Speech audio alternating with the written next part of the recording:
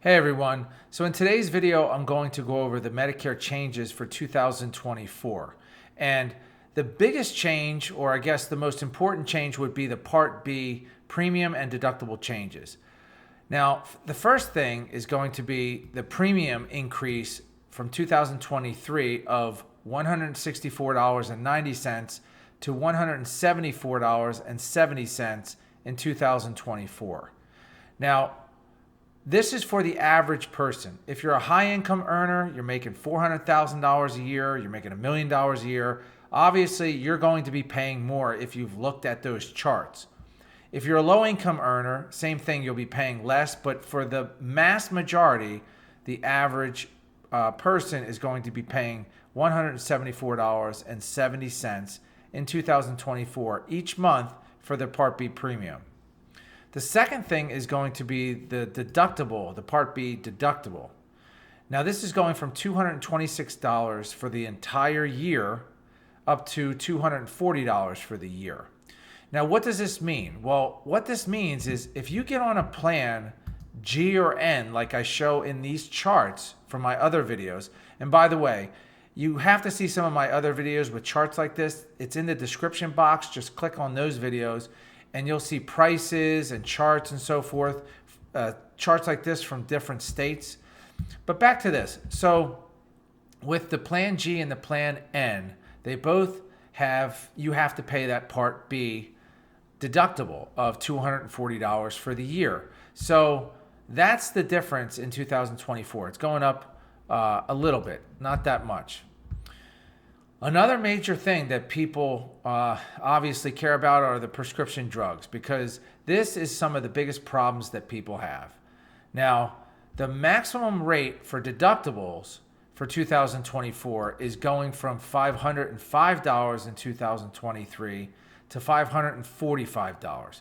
Now, I want to be very clear about this because this is one of the major questions that I get all throughout the annual enrollment period and beyond when I talk to people that are turning 65. So if you are on tier 1 generics, let's say losartan for blood pressure or simvastatin for cholesterol, these low-priced drugs, this deductible is not going to affect you. You're still going to want to get on a low-priced plan, and in 2024 they have 0 premium plans, 50 cents in some areas, and those are great plans for the prescription drug Part D plans. The deductible is not going to matter. You don't pay the $545 first and then start paying the dollar for your prescription, because those drugs are so inexpensive. It's probably $1 or $2 for the copay when you go to CVS or Walgreens, whatever it may be. So once again, make sure you talk to an agent or talk to someone about how the deductible works with the Part D, especially when you're on inexpensive tier 1 or tier 2 drugs. Just a little story. I had someone who was on a couple tier 1 drugs.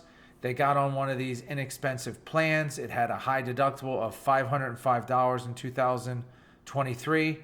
They were prescribed Eliquis, which is an expensive drug for blood clots. So yes, they had to pay that deductible when they got on that expensive drug. But had they not got on that expensive drug, they would have paid a couple dollars for their premium and paid a couple dollars when they went to the pharmacy, and that would have been it.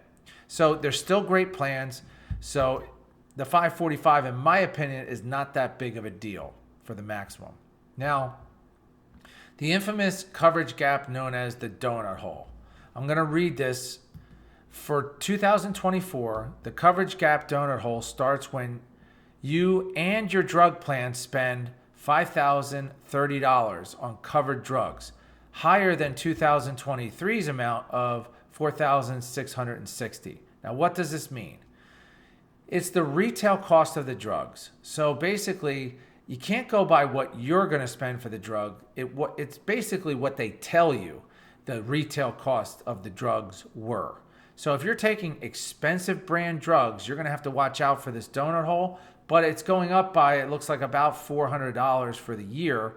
And most people do not go near this donut hole, especially if you're on tier 1, 2, or 3 drugs.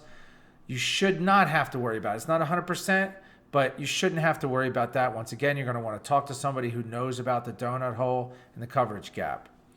Another thing in 2024, those who enter catastrophic coverage will not be required to pay a 5% coinsurance cost. Now, catastrophic coverage is when you leave the donut hole. And so most people are not involved in that, but it's something good that they did. You're not going to have to pay that coinsurance. That was right here. Now in 2025, this is pretty cool. A $2,000 spending cap will be introduced, eliminating the coverage gap stage. So you have to wait till 2025 for this, but this is something you want to look at in 2024 when people like myself are making videos talking about this spending cap on drugs. Additionally, I found this somewhere. Hopefully all of this is correct. This is the one thing that I didn't verify, but I'm pretty sure it's correct. That adult immunizations for these three things, including tetanus and shingles shots, will no longer require a copay or a deductible. That's very important. For the past 10 years, all the time people used to tell me, oh, I had to pay $200 for a shingle shot or whatever the cost was. So that's something that's pretty unbelievable that they're doing. Now, like I said, click on some of my other videos. If you don't know who I am, my name is Brian Monahan. In my videos, I leave my phone number if you call, have any questions about anything. But the most important thing that I do in most of my videos, especially if you're turning 65 or going on Medicare for the first time, is I show charts like this, like these three different charts, and I go into details about what it's going to cost you for your Medigap plans and for your different states that you live in, like this right here. I appreciate you watching my video. Thanks so much, and I'll see you at the next one.